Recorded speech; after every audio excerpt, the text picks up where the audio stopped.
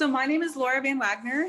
I am the Humane Education Coordinator and Pet Therapy Coordinator here at Valley Humane Society. I've been here, about 2.5 years now. I currently live with 2 pets, so a dog named Rory, and then a cat named Alfred, who actually came from Valley Humane Society. So one question we have is, why did you start volunteering at the nonprofit? I started volunteering, it was around February of 2018, and I was just looking for ways to give back.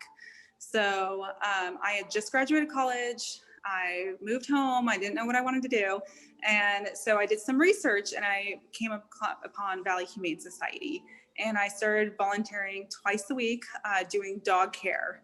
So what that means is I would come in every twice a week in the mornings at 8 a.m. and I would clean their rooms, I would feed them, and of course I would socialize with them and give them love. That's how my journey started here. So I did start as a volunteer. Shortly after, I did join the staff as an operations coordinator. And then shortly after that, I assumed the roles that I have now of Humane Education Coordinator. But I just really started volunteering because I love animals and I wanted a way to give back. And I believed in our values here. And it was just so easy. Everyone was so nice to me at first. And it's an organization that is very welcoming and it's easy to stay at.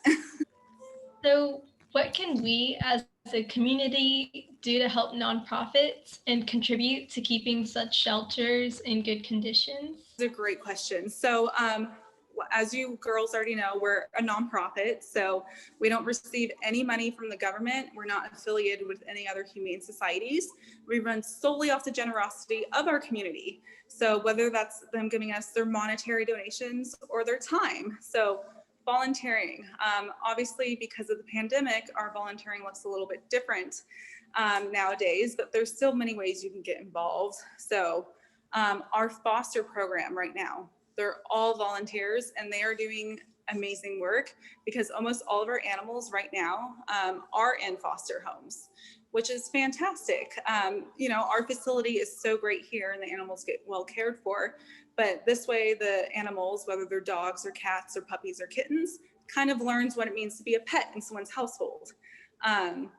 So you could foster an animal. You could also look at our wish list. So we do put a wish list online of things that we need. So it goes from, kind of basic supplies that you would need to keep an animal shelter up and running, but then to bigger items, such as like cat trees or dog crates or stuff like that.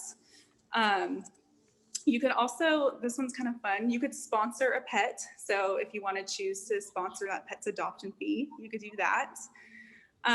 You can donate a car. If you have an old car that you don't have anymore, you could actually donate it and then it goes back to Valley Humane Society. Let's see, there's so many things you can do. There's even things that you can do such as what you guys are doing, which is a donation drive or a fundraiser.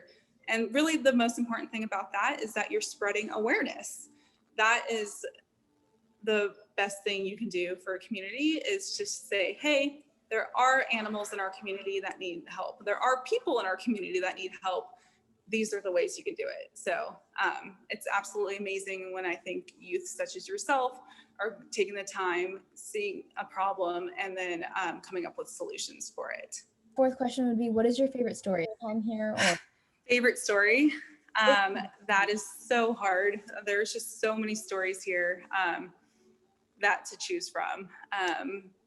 So one of my favorite programs here is the one I help coordinate. It's our Canine Comfort or Pet Therapy program. And basically what that is we certify people's pet dogs as therapy animals. And those therapy dogs go to places that pets can't. So we go to nursing homes to visit the patients there. We go to some hospitals. And another part of that program that we do is called Pause to Read, where we go to local schools or libraries so children can practice reading to our therapy dogs in a non-judgmental reading space. I am particularly in love with this program because when I was little, I actually grew up in Pleasanton. I was a participant of that program. I used to have a speech impediment. I was not able to say my R's properly, which is great because my name's Laura. And I was just really embarrassed and behind in reading. So my mom signed me up at the Pause to Read program at the library, and I was able to read to those dogs. And I really think it made a difference in who I am now. I'm now able to sit in front of, teach classes. I'm able to sit down with you guys and talk. And it really helped me grow into the confident person I am today. You're saying it's really incredible to know that you're making, even if it's small, a difference in somebody's life. Exactly. Yeah. And it might not seem like it, but it really does make a huge difference. And then with that program too, we visit, veterans at the VA, and, they are in super need of soothing comfort. And that program just speaks volumes to the companionship that, Valley Humane Society tries to give the community. Other stories, of course, there's adoptions. One of the most exciting things that we do here. And it's always so heartwarming to find the perfect fit for the animals and the families. We have so many success stories, but really my favorite ones are when we get, puppies that kind of had a late or bad start to life. So socialization is a super important thing for all puppies to have at the beginning of their life, because they're basically like sponges. For the first 16 weeks of their life, they're soaking up all these experiences. And if they don't get positively exposed, they can grow up to be fearful dogs. So sometimes when we do get puppies that are a little bit older at 3 or 4 months, they are a little bit scared and shy, and they don't know that they can trust people yet. So getting those puppies at those age, and then watching our fosters do amazing jobs socializing them, to then placing them in families that are so patient and willing to take on the challenge of an under-socialized animal, is just always so heartwarming.